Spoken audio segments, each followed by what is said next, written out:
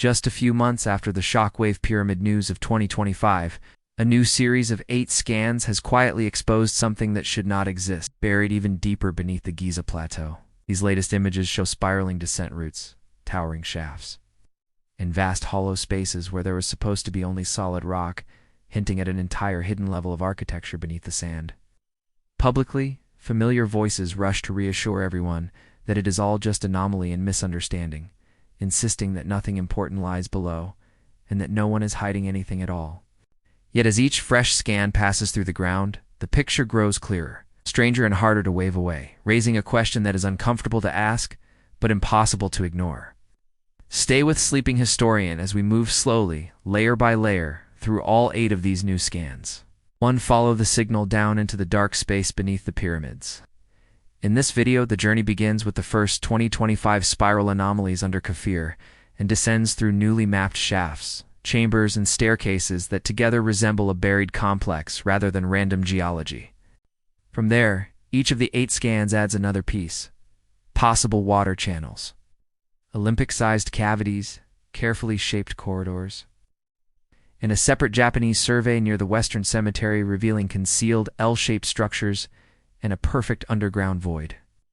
Step by step, these findings reopen the quiet question of who truly designed the plateau, why direct evidence of the builders is so strangely absent, and what it would mean if an older, forgotten civilization left these structures behind.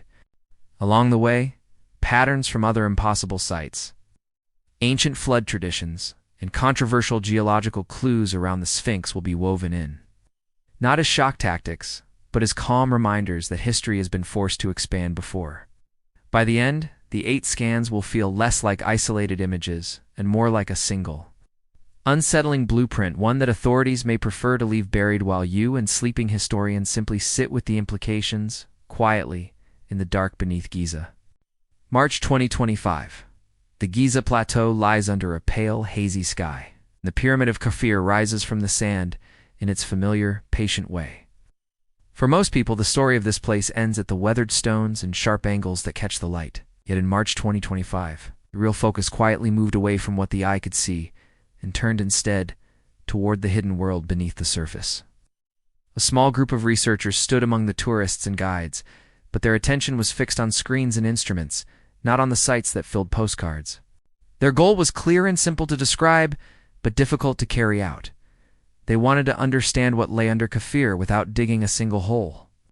To do this, they used radar equipment that could send waves deep into the ground and then measure the echoes that came back. Each pulse sank through the sand and stone, met hidden layers, and bounced upward, carrying information about what it had touched. Over time, those returning signals would be turned into images, building a quiet picture of the underground that no one had seen before. Their goal was clear and simple to describe, but difficult to carry out. They wanted to understand what lay under Kafir without digging a single hole. Now, to do this, they used radar equipment that could send waves deep into the ground and then measure the echoes that came back. Pulse sank through the sand and stone, met hidden layers, and bounced upward, carrying information about what it had touched. Over time, those returning signals would be turned into images, building a quiet picture of the underground that no one had seen before. The first sets of data looked ordinary. There were blocks of dense material and stretches of more mixed stone, all consistent with what geologists might expect beneath a massive ancient structure. As the March 2025 sessions went on, the team grew used to the rhythm. Send a pulse, record the echo, check the pattern, move slightly, and repeat. The work was slow and almost meditative, more like listening than digging. Then, somewhere in the middle of this calm routine, something subtle shifted.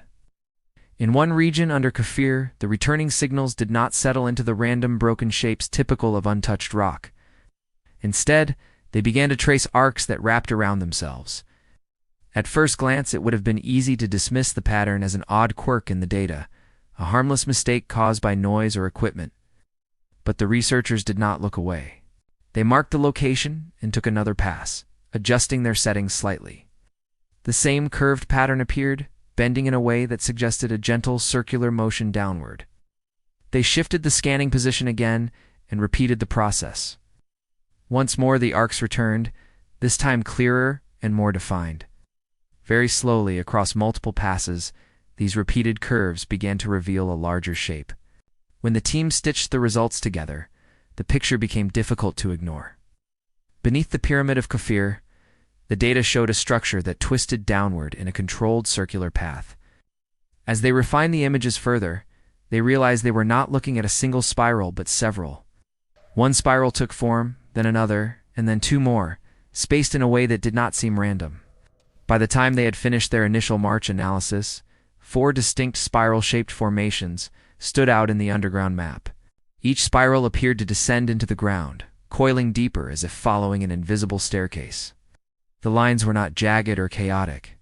They followed smooth paths, with a sense of order that felt out of place in natural stone. The more the researchers looked, the harder it became to tell themselves that this was just a trick of the software. It was as if some unseen hand had drawn these shapes beneath the pyramid long ago, then covered them with layers of sand and time.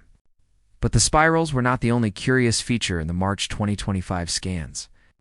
In nearby sections of the data, the team noticed long, narrow zones where the radar signals behaved differently. These areas did not reflect energy the way solid rock usually does. Instead, the readings suggested the presence of elongated spaces or channels, the sort of paths that might indicate gaps, tunnels, or regions where the material was less dense. To some on the team, these narrow features hinted at the possibility of water moving under the plateau in the distant past. The shapes looked like pathways that could guide flow, bending and running beneath the surface, hidden from the world above. Considering the long history of Egyptian skill with water control, the idea that they might have engineered channels beneath such an important site did not seem far-fetched. It opened the door to questions about whether the pyramid's foundations might be tied to a deeper, carefully managed relationship with groundwater. Of course, none of this was proven yet. The March scans were an early step, a first glimpse into a dark space that had never been fully mapped. The spiral patterns and channel-like features were starting points, not final answers. Even so, the images carried a quiet weight. If the formations were real structures, they hinted at a level of planning and construction beneath Khafre that standard histories had not described. Inside the data room, the atmosphere became more focused with each confirmation. The researchers ran cross-checks, applying different filters and processing methods to see whether the spirals would vanish under new conditions. Yet each time they did this, the same coiling shapes returned, persistent and clear. The patterns were not tied to a single view or a single software setting. They existed across multiple approaches, like a physical object seen from different angles. There was a soft tension in watching this happen. On one hand, the team knew that radar can sometimes produce false impressions, strange echoes that only look meaningful. On the other hand, 4 spiral forms, all appearing in the same general region under Khafre and holding their shape through repeated checks, seemed too consistent to brush aside. The signals that might represent water channels added a further layer, suggesting that if these spirals were part of a design, they could be related to some larger system. Outside the lab, March 2025 continued as usual on the plateau. Visitors took photos, guides told well-practiced stories about kings and tombs, and the wind carried fine dust across the stone. Most people had no idea that beneath their feet a quiet debate was starting to form around images and lines of data. The March scans were not yet a headline. They were more like a whisper. Yet even in this early stage, the first scan had already changed how some members of the team looked at Khafre. They now saw the pyramid not only as a monument rising into the sky, but also as a marker above something complex and unknown. The idea that 4 spiral-shaped structures might be coiled in the dark below created a sense of depth, not just in the geology, but in the story itself. The hints of water channels suggested that whatever lay under the plateau was not simply dead rock, but part of a system that may once have been active. This first scan can be thought of as the opening move in a much larger exploration. It does not offer a full explanation. It does not show clear photographs or present carved inscriptions. Instead, it offers shapes and possibilities. Spirals that might be stair-like structures, channels that might have carried water, and a date March 2025 when the underground beneath Khafre stopped being an empty blank and became a question. The calm, patient nature of the work matches the atmosphere of the story. There is no rush, no loud announcement, only a careful return to the same region again and again to see if the spirals remain. They do. Each time the team looks, the patterns are still there, as if waiting. The channels continue to trace their quiet paths as well, hinting at movement where the eye can see none. As March 2025 draws to a close, one thought hangs in the air around the project. If this is what appears in the very first serious scan beneath the Pyramid of Kafir, what might come into view when the next round of surveys goes deeper, wider, and more detailed? The spirals have already stepped out from behind the noise. The faint suggestions of water channels have already shaped new questions. Somewhere under the plateau, whatever produced these patterns has not moved in thousands of years. The only real mystery now is how much more of it the future scans will quietly reveal. March 2025 stayed with the team long after the first strange patterns appeared on their radar screens. Because the more they looked at the data, the more one quiet idea kept returning. Maybe there was more to see, deeper down. They had already identified 4 spiral-shaped formations under the Pyramid of Kafir. Shapes that did not behave like natural stone, but that first view was only the beginning. When the team went back to the same March data for a second, more careful look, they decided to focus on something that had at first seemed secondary, almost like background noise. They turned their attention away from the dramatic spirals and began tracing the faint, narrow lines that slipped quietly between the denser layers of the underground. These lines were different from the spirals. They did not twist around a central core or descend like a coiled staircase.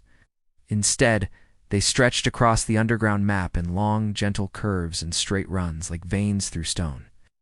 At first, the researchers had treated them as minor anomalies, something to be noted but not emphasized.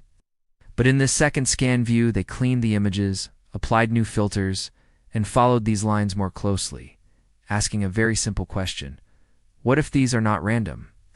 As the processing tools highlighted regions where the radar signals behave differently, the narrow paths became more visible. They showed up as zones where the returning waves seemed to pass through softer, less dense material, or even through spaces that might not be fully solid at all. In some places, the paths curved around the areas where the spirals were located, as if skirting the edges of those deeper structures. In other places, they extended beyond the immediate base of the pyramid, reaching out toward the surrounding plateau. Little by little, the lines stopped looking like random streaks and started to resemble channels, the kind of features you might expect if water had once moved through the rock. The idea of water beneath Giza is not a new fantasy. For thousands of years, the Nile has shaped life in Egypt. The people who lived there learned to manage water with remarkable skill.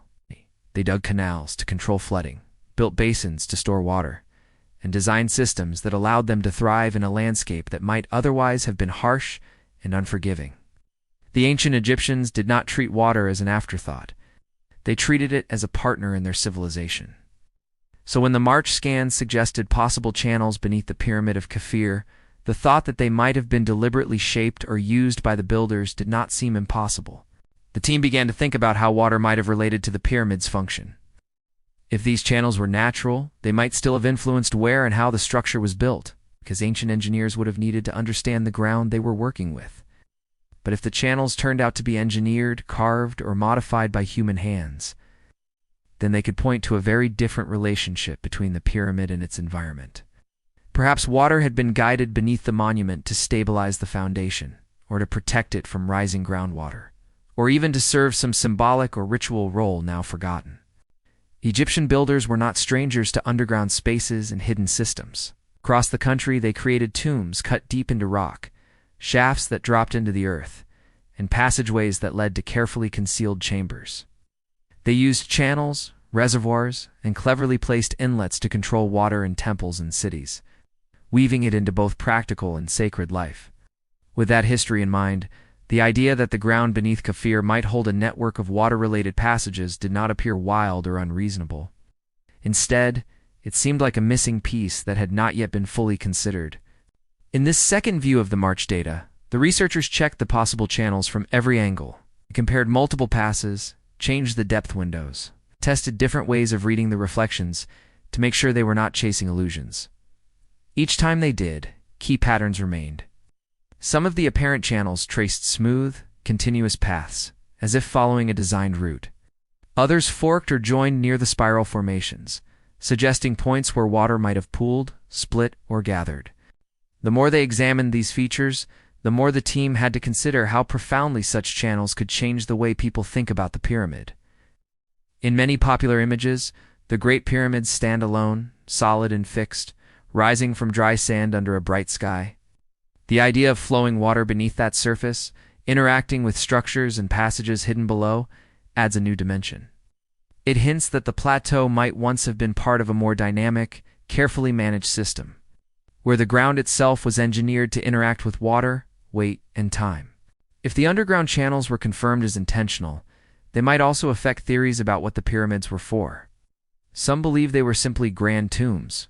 Others see them as monuments of power. Still others suggest they had functions that touched on the spiritual or astronomical. But a hidden water system could suggest more complex combinations of roles, linking the monuments to ideas of purification, rebirth, or even energetic processes that some ancient cultures associated with water.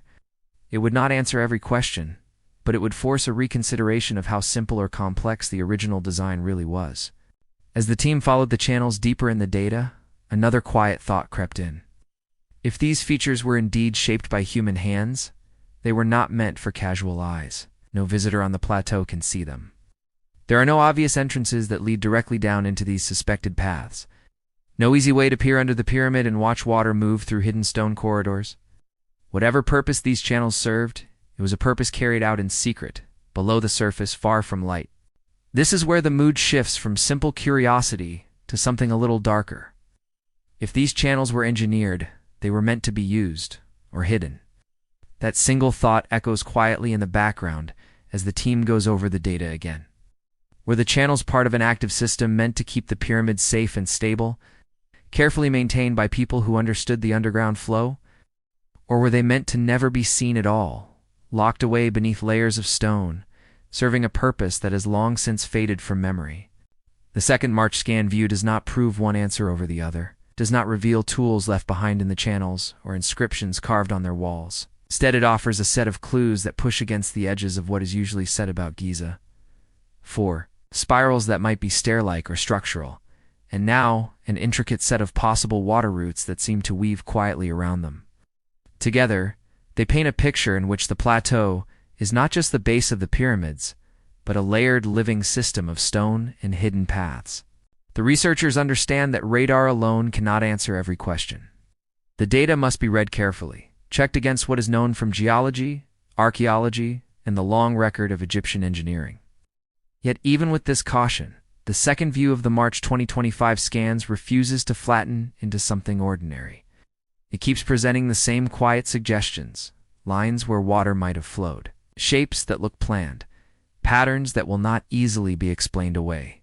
In a calm, steady tone, the project notes describe these findings as possible channels and anomalies consistent with voids or less dense zones. The language is careful, almost modest, but beneath it, the implications are large. Future work confirms that these features are indeed engineered water tunnels. Then the Pyramid of Kafir will have to be seen not only as a monument resting on the earth, but as one connected intimately to the unseen world below. The story of its construction and purpose would need to expand, making room for the idea that water, not just stone, played a role in its design. For now, though, everything remains suspended in a kind of soft tension.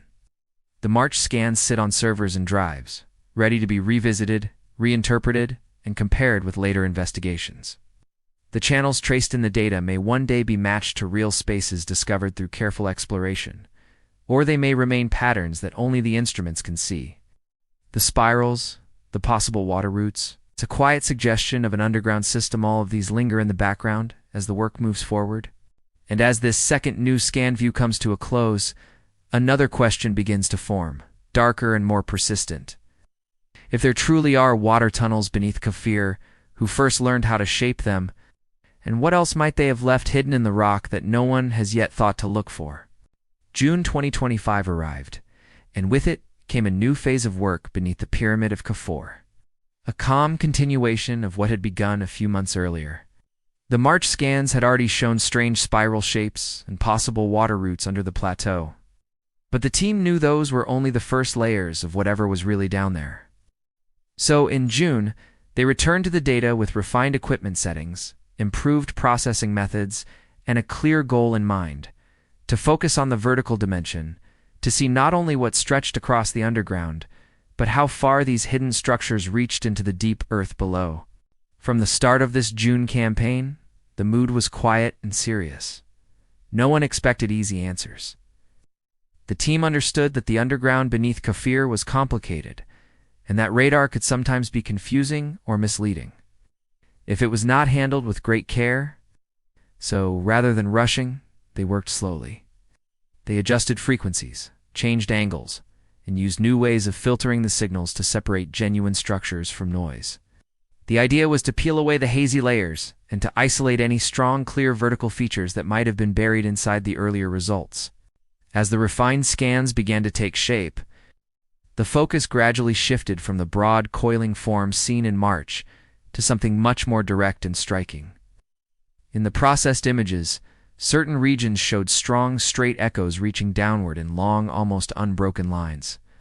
These lines did not wander or curve like natural fractures, and they did not fade quickly with depth like many weaker signals. Instead, they seemed to mark tall, narrow spaces as if something had been cut or created to go sharply into the ground. The more the team zoomed in, the clearer it became that they were seeing massive vertical shafts, not just shallow dips or cracks. Measuring these shafts, even through radar data, gave everyone a moment of pause. The numbers that came back were not small. The shafts appeared to plunge to a depth of around 2,100 feet, far below the surface of the plateau. To make sense of that for people who had never seen the scans, the team explained it with a calm comparison.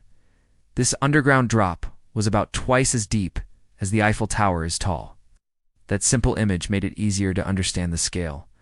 Imagine standing on the ground and stacking two Eiffel Towers, one on top of the other, then imagining a shaft that reaches that far down into the rock beneath your feet. It is a peaceful thought on the surface, but a slightly eerie one if you sit with it for a while.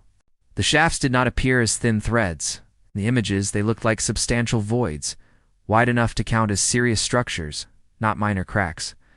They seemed to be connected in places to the zones where the spirals and possible channels had been detected earlier, hinting that the underground system might not be a loose collection of random features, but a network with different parts playing different roles. Vertical shafts, spirals, channels. Together they began to suggest levels, connections, and routes that someone, at some time, may have planned with intent. Throughout all of this, the way the team responded to the data remained calm and methodical. Each new confirmation of a shaft's depth was checked, then checked again, using alternative processing paths to make sure the results were not illusions. The powerful echoes returning from deep underground were studied for consistency. If a shaft appeared in one pass, the question was simple: would it appear again from a slightly different angle, or under a different filter? Over and over, the answer came back yes. The same tall, narrow voids showed up across multiple views, held their positions, and kept their exaggerated depth. Sitting in the control room, watching these results appear, had a very particular feel. No one shouted, no one made wild claims. Instead, as the depth numbers climbed and the shapes of the shafts became clearer, the atmosphere slowly grew more focused and more intense, without ever becoming loud. The further the signal went down, the quieter the room became. There was something about seeing those long lines stretch deeper and deeper into the earth that encouraged silence, as if speaking too quickly might somehow disturb whatever had been lying down there for so long. From a simple storytelling point of view, this June 2025 phase adds a new kind of depth, both literally and figuratively, to what was already known. In March, the mystery had been about shapes and sideways paths, puzzling spirals, and possible channels. In June, the mystery turned vertical. Now, the question was not only what might exist beneath Kafir, but how far those unknown spaces might go. A structure that reaches 2,100 feet down suggests serious effort, serious engineering, and a level of planning that cannot be brushed aside as a minor curiosity. These vertical shafts also raise new questions about how the entire plateau might have been used. If they were natural formations, it would still be remarkable that such deep, straight features sit precisely under one of the most famous monuments in the world. If they were artificial, carved, or constructed by human hands, then they would point to an underground project on a scale that most people never imagine when they think of ancient Egypt. It is one thing to picture workers hauling stones onto a pyramid. It is another to imagine people descending into shafts that go twice the height of the Eiffel Tower, for reasons that remain unknown. The June scans do not claim to tell us exactly who built these shafts or why. They do not show footsteps on the shaft floor or tools left behind in the walls. But they do put pressure on the idea that everything important at Giza happens in the sunlight above the sand. If there are vertical shafts this deep, integrated with other underground features, then the true shape of the site includes far more than the visible stones.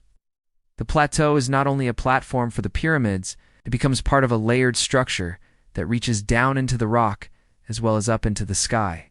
In a calm, careful tone, the technical reports might call these discoveries deep vertical anomalies, consistent with significant voids. On the surface, those words feel dry, almost plain, yet behind them there's the image of tall, shadowed spaces that have been buried and sealed away for countless years. The precision of their form, combined with their great depth, makes it hard not to wonder whether they were designed with some long-term purpose in mind, a purpose that no longer has anyone to carry it out. As this third segment of the story unfolds, the rhythm stays gentle and steady. There is no rush to conclusion, only the slow laying out of what the June 2025 scans have shown. Massive vertical shafts plunging to around 2,100 feet, a depth calmly compared to twice the height of the Eiffel Tower. Lines that hold their shape across multiple views, refusing to disappear when the data is tested from different angles. An underground world that does not flatten into a simple explanation, no matter how patiently it is examined. By the time this June campaign is set aside for the moment, one feeling lingers in the background. The team now knows that there is something deep under Kafir, something that is not just a minor detail, but a central part of the mystery. The spirals and channels were the first clues. The vertical shafts are the next. As everyone quietly steps away from the screens, one question remains, soft but insistent. If the signals can reach this far down and still reveal such enormous spaces, what else might be waiting even further below, just beyond the current edge of the scans?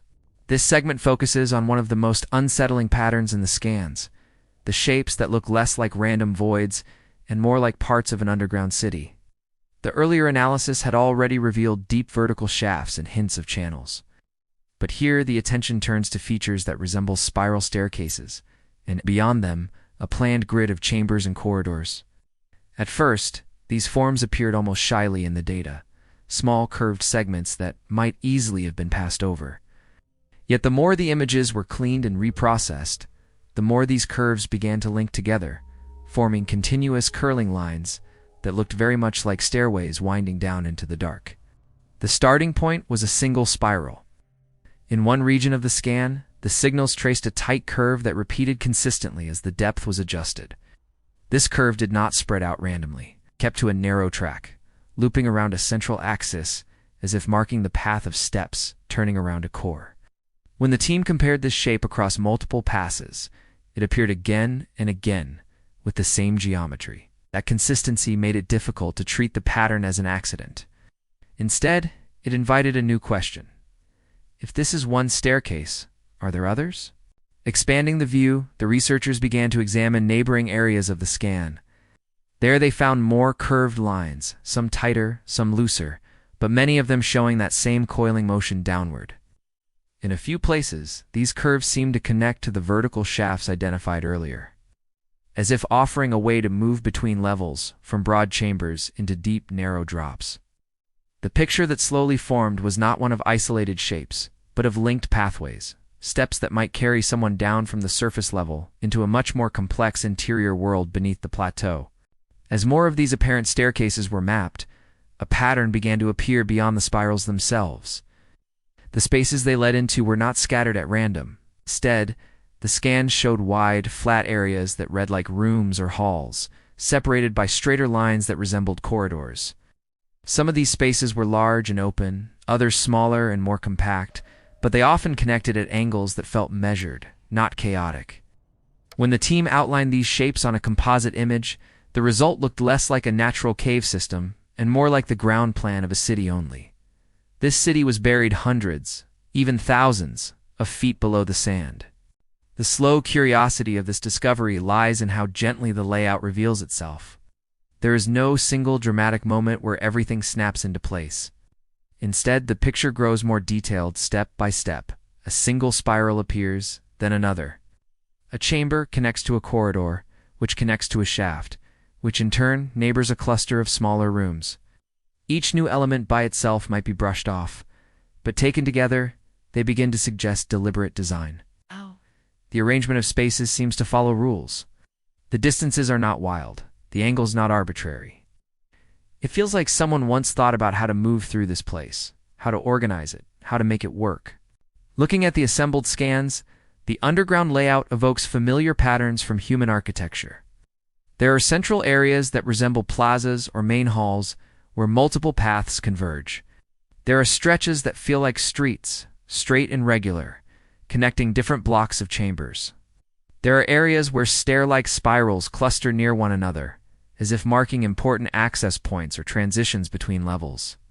None of this proves the existence of an actual underground city in the way a camera image would, but the resemblance is strong enough that it cannot be dismissed lightly.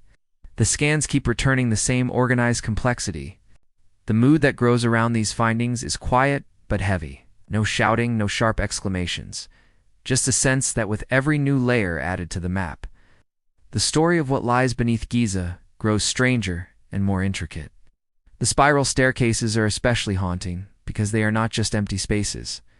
They are implied paths. They suggest movement, intention, and the possibility that long ago people walked these routes, going down into the ground with a clear purpose and a clear understanding of what waited below.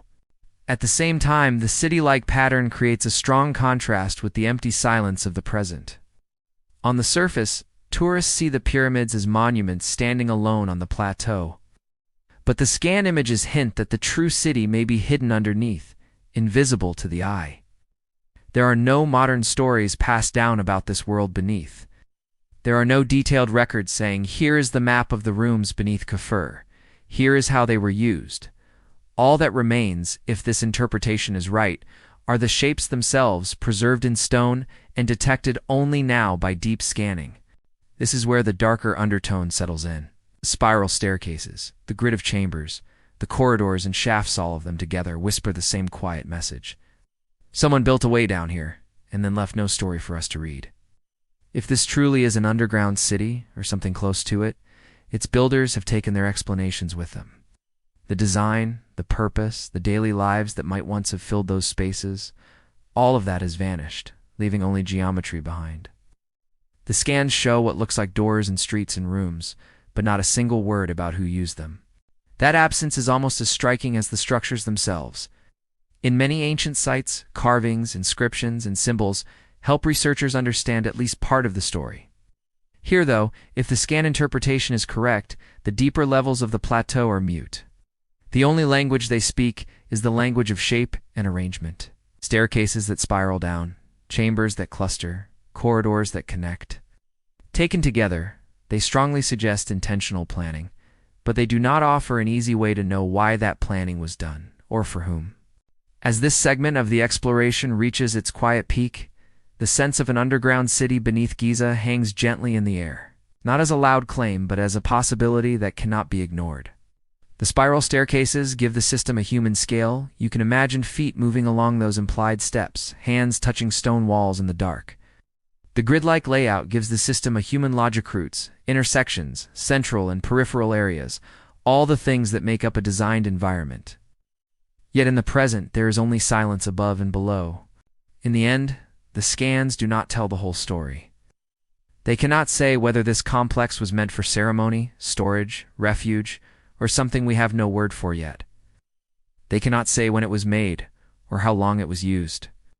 But they can say this much: under the familiar shape of Kafur's pyramid, there appears to be a structured world of spirals and rooms, shaped in a way that looks very much like an underground city. And in that world, at least in the images we have now, there are paths leading down, always down, while the reasons for their existence remain just out of reach, lost in a history that no one bothered or dared to write down.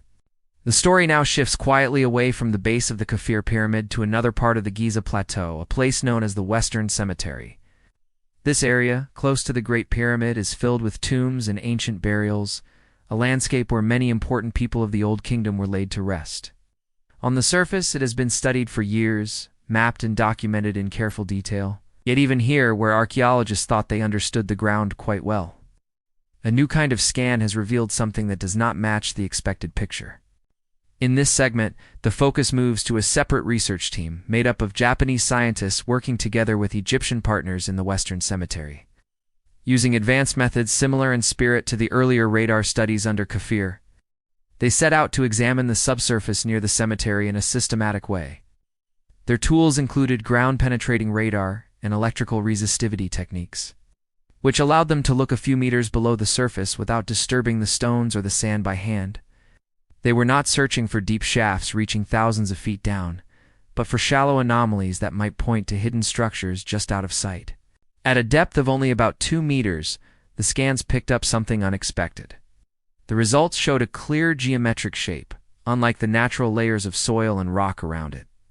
In plan view, the anomaly formed an L-shaped structure, with straight segments meeting at a right angle, measuring roughly 10 meters by 10 meters. This was not the kind of pattern you would normally associate with untouched geology.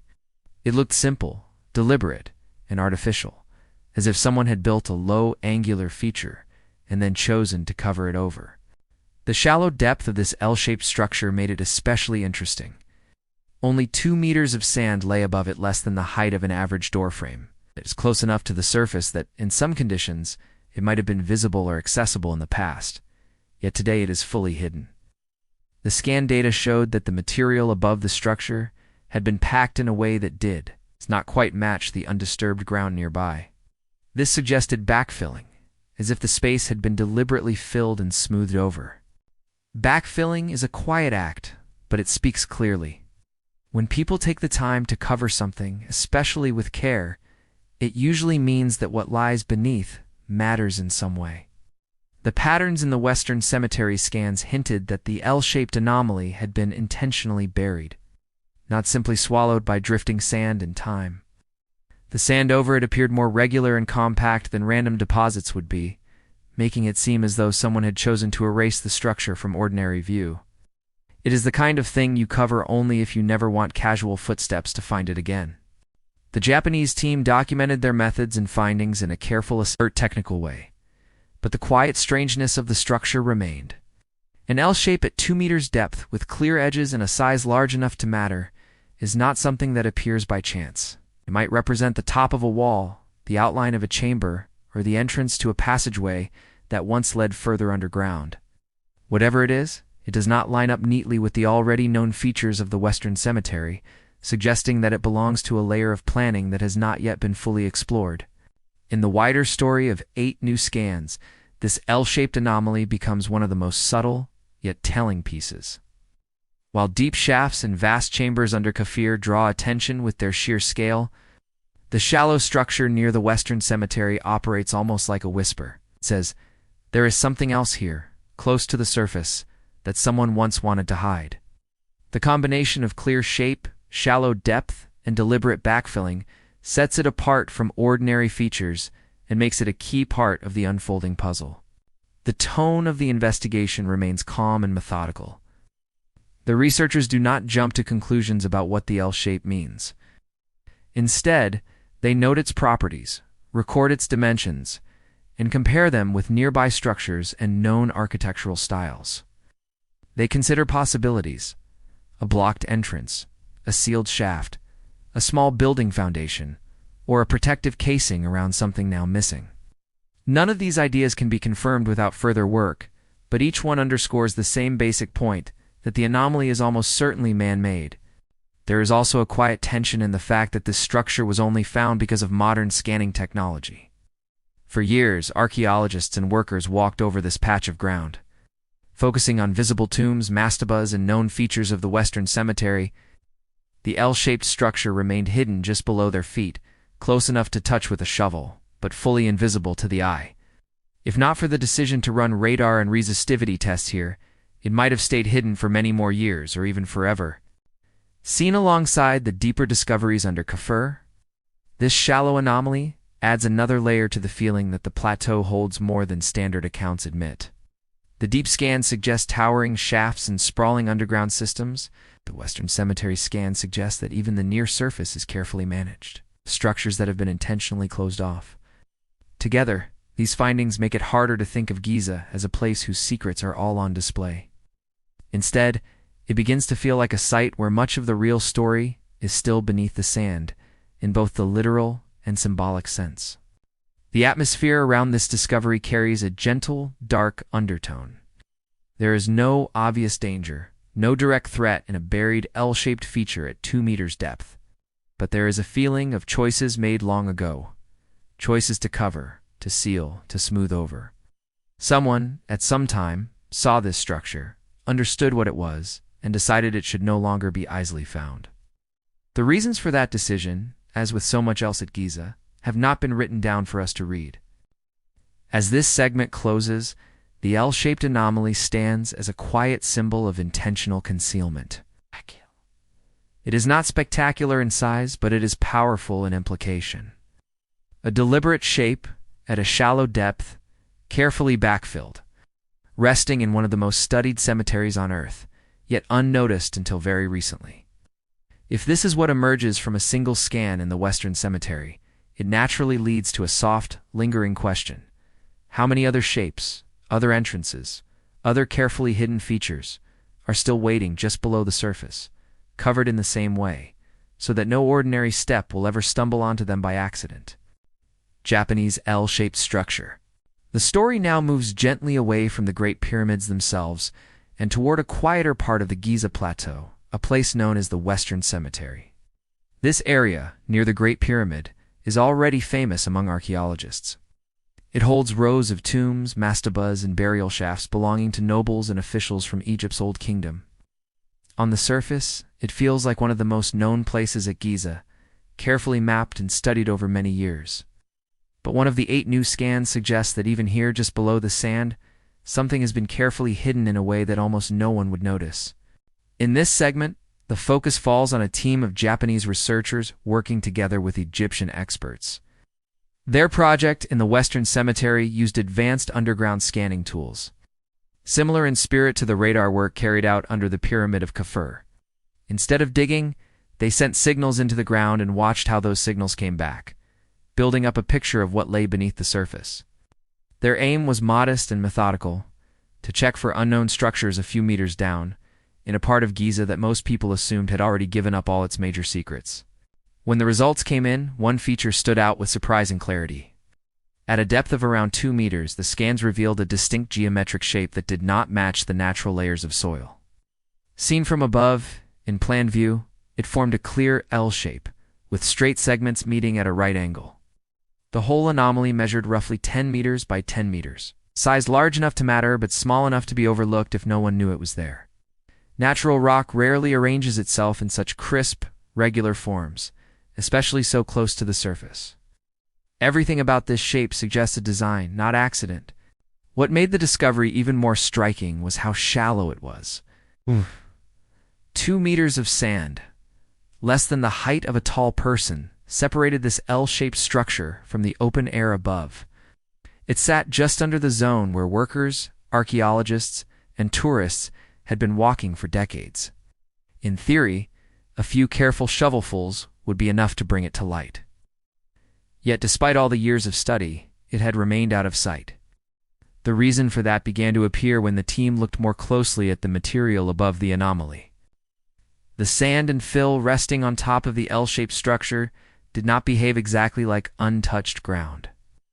Its density, layering, and the way it responded to the scans all suggested that it had been disturbed, then put back, rather than simply deposited by wind and time.